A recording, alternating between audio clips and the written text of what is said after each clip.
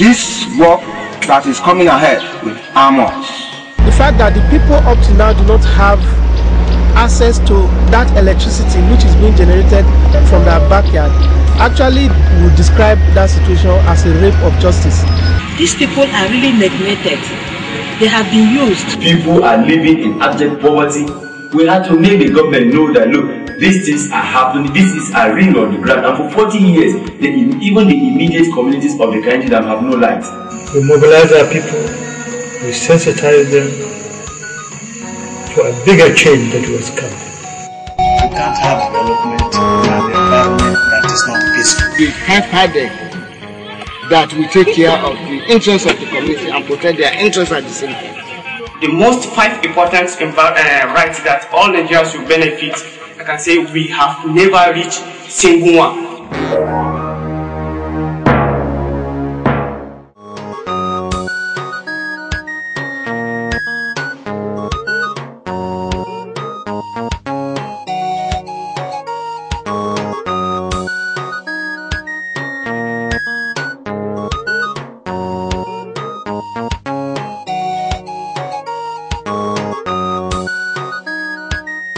Large demand for electricity power in Nigeria led to an investigation and published report of 1951 leading to signing into law the Niger Dam Act and subsequent establishment of Niger Dam Authority. This development led to the construction of Kainji, Jeba and Shirora dams in Nigeria. By April 1968, the pioneer hydropower dam, Kainji Dam, was completed and commissioned.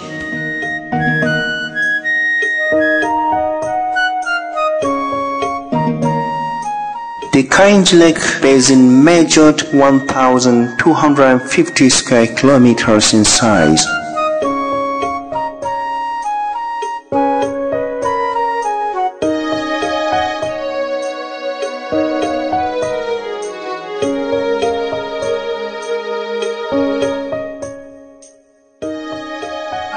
Years ago, there is nothing like this structure, nothing like such celebration like what is going to happen today.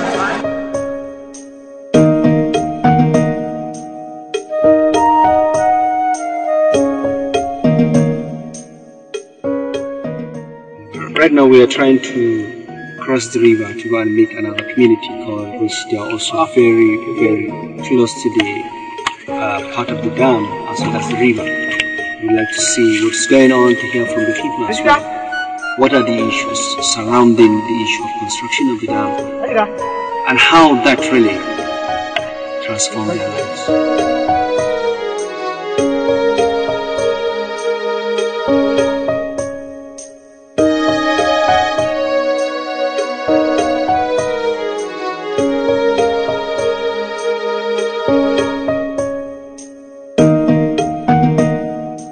The construction of dam has really affected our socio-economic development of the Musa people and other settlers around the dam community.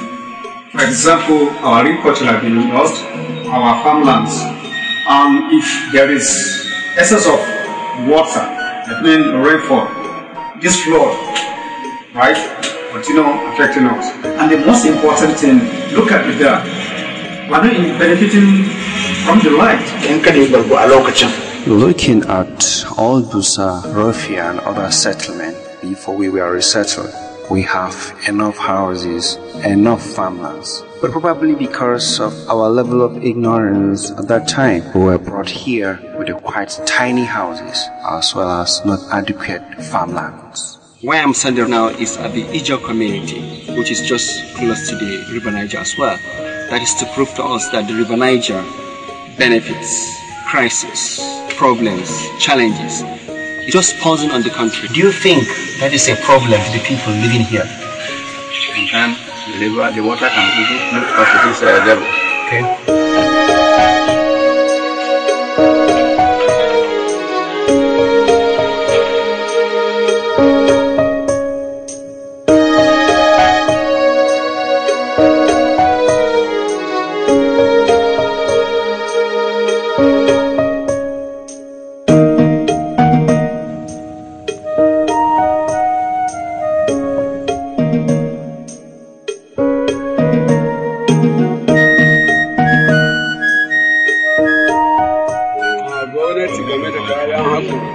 But whenever there is going to be a vote, you will see politicians coming in to us to ask for our votes. And we voted for them, and nothing comes out of it. We are not being involved, we are not being given anything from agricultural implement, job opportunities. We are behind in everything.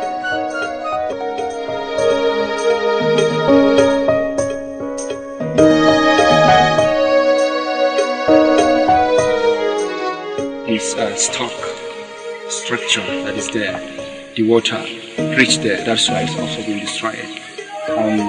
Once the water is up here, there is so much smelling, so much things which can actually be a good breeding ground for diseases. The same transformer that was meant to supply the Sino camp electricity from the dam is the same transformer Musa is using, the same transformer Harab is using, is the same transformer Wawa is using, and now is the same transformer Kama is using and its environs. So you can imagine the overload that will be there.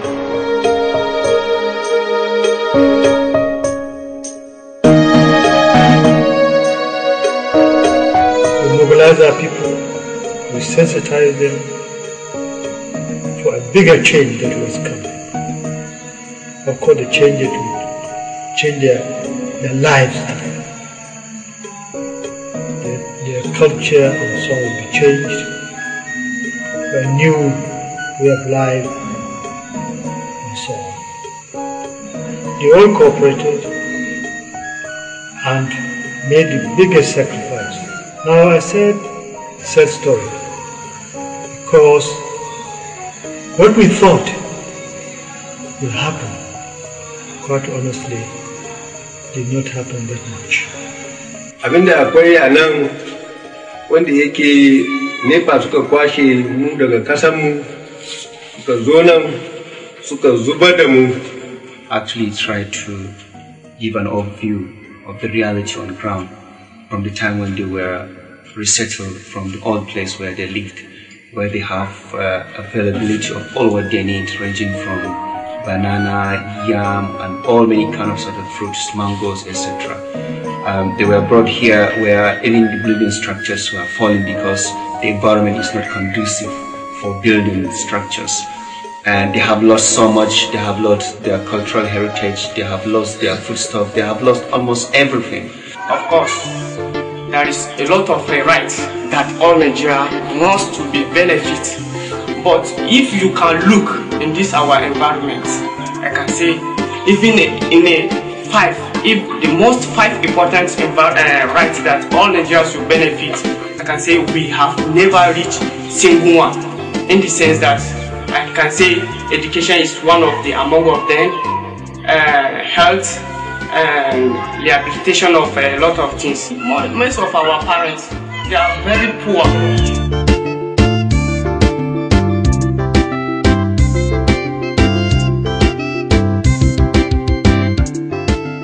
But as a whole, we are still in darkness.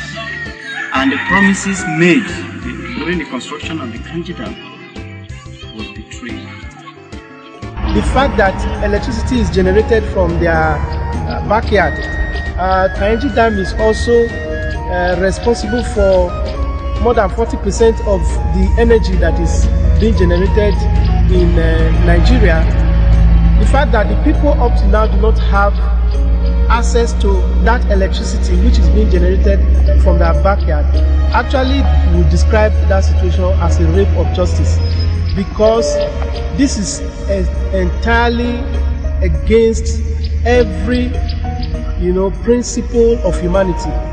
I think that the people deserve far, far more than what they are getting. They have sacrificed so much for Nigeria, they have sacrificed so much for the West African countries that Kainji Dam is serving. We have highly reported cases like river blindness.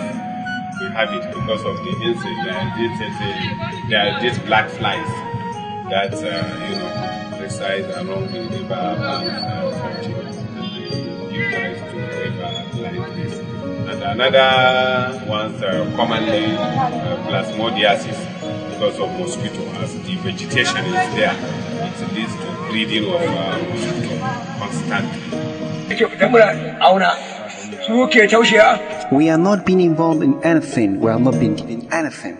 Whatever is to be shared, fertilizer, implement, anything. We are not driving anything from anywhere. I don't know, maybe it does that we are under in this political dispensation and the traditional or even the modern system decided not to give us what is our right. But I think it is because we have not gone to Western education. That is just the reason why we are always cheated. People are living in abject poverty.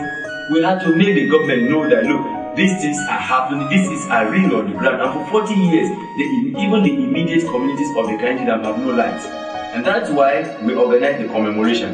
Not that we are celebrating to show our happiness. All the communities around here have been mobilized. We went to Abuja, we went up to the Senate Committee on Power. We also had addressed the House Committee on Power. Even the probe committee, when they came in here, the House Committee or the House Probe Committee, when they came here, we addressed that committee. We went up to NEPA headquarters in Abuja, and all we did was to make sure we tell them our banners have spoken for us. And what we did was to tell them how we have been affected by the construction of this dam for 40 years.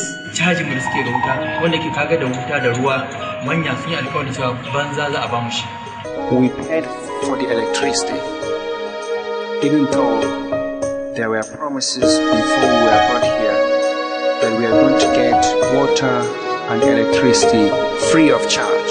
And most of these roads that have been constructed have literally just like that up there. And then community leader, we have seen a lot of people in poverty and complains a lot about the situation. In fact, there are many cases that are happening because of lands, poverty, etc. We are with people and we see what we are seeing on a daily basis. Some years ago, there was heavy flooding and the European cemetery in Lokoja was overflooded and bones of people who had died ever before you were born floated all over the place. That's just one out of many disasters that are associated with this project. You discover that most times when dams are being constructed, people are being displaced. At times there is conflict. One community against another community in the bid of resistance, because a lot of times it is bottom-top approach. The government comes around without sensitizing the people to what these policies are all about, and in the bid of resisting government's policies, there are crises and a lot of people become disabled. A lot of people are killed in the process. A lot of people become destitute in the process. These people are really neglected. They have been used, their lands have been used, and they are nowhere to be settled, and when they are settled, they don't have the basic needs of life. And in Musa itself, today we are battling with a major problem of sanitation, because the sewage system that was introduced in Musa, neither the authority had the capability to maintain the sewage system. If you go to the town now, you see most of the systems have gone bad. And we are finding it very difficult. And it's quite amazing to see this is the water from the borehole. Look at the color. Oh, I don't know whether it's really a borehole or not. The color is different from the borehole I used to know. The proposal by the National Assembly to establish the Hydroelectric Power Producing Areas Development Commission, HYPADEC, is presently at a critical stage before both chambers of the Nigerian National Assembly. The proposed HYPADEC is primarily intended to tackle fundamental issues militating against socio-economic development of areas within the country where hydroelectric power installations are sited.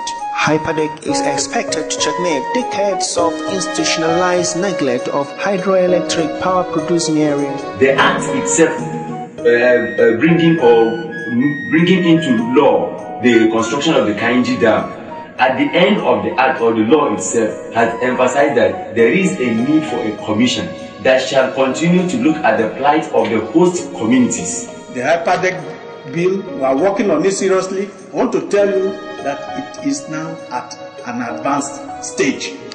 That's where it is now. Actually, if Hyperdeck is taken into consideration, if because of this issue of rehabilitation, it is the Hyperdeck that will take care of the interests of the community and protect their interests at the same time. Because as this rehabilitation or also refurbishing of these dams is coming behind, we the community along the dams, boundaries of the dam, we are afraid.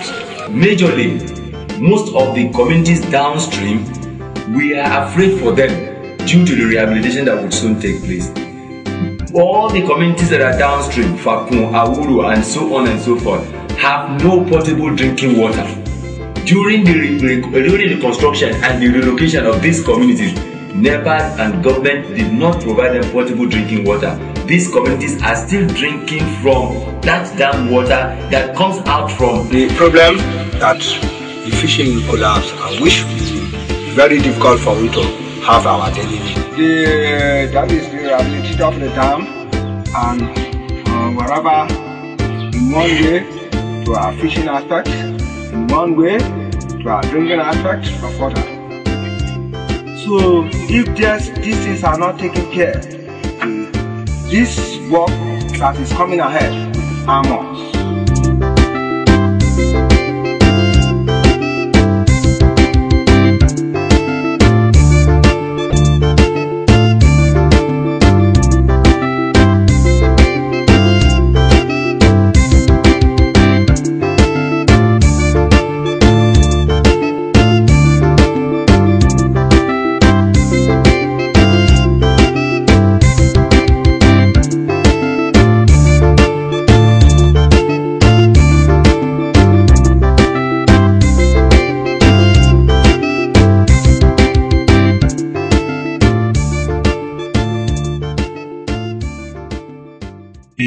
Excessive flooding and problems we are facing within the basin along the river system, and the problem of poverty, we need to reduce it to reduce the poverty to a minimum level to ensure that our people are carried along and they achieve a better, good means of living life.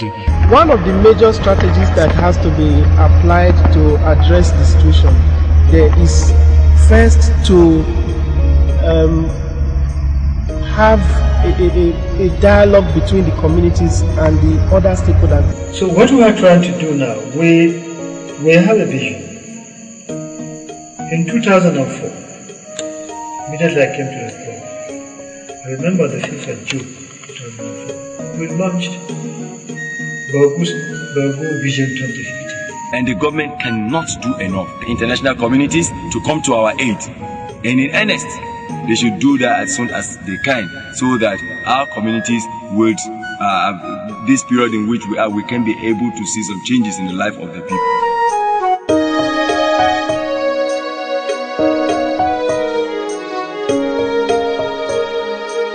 Call on the youth is to, address these issues in a non-conflict manner. They should keep their cool, keep their peace, but be very, very persistent in asking for their rights. And I also want to call on the government and the other stakeholders that are supporting the government in development in this country to make sure that they take urgent action to avoid any conflict that could arise from that region, because Niger Delta is boiling today because of the long neglect that the people have suffered, and we do not want to see such a situation arising in the northern part of Nigeria around the Kainji Dam. The usage of ICT now, you find out that a lot of people will now know their plight and come to their aid.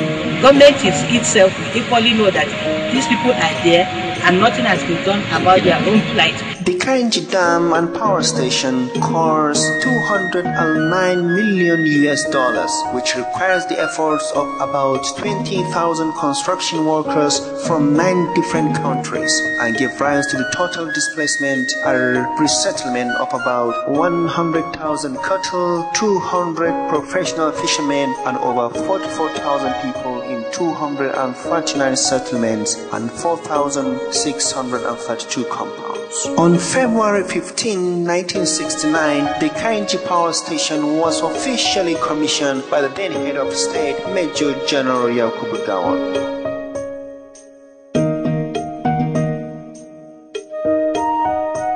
That's quite great to see the structure behind me that causes the displacement of thousands of people, and many of them are still not happy with the kind of living conditions they are today. Of course, they understand the government and international communities have a responsibility to play in terms of restoring their livelihoods and improving their lives. This is really a good thing to see. I'm happy on this journey because I'm seeing a lot. I now really understand that the government are doing a lot, but they really need to do a lot more. International communities too need to partake in this.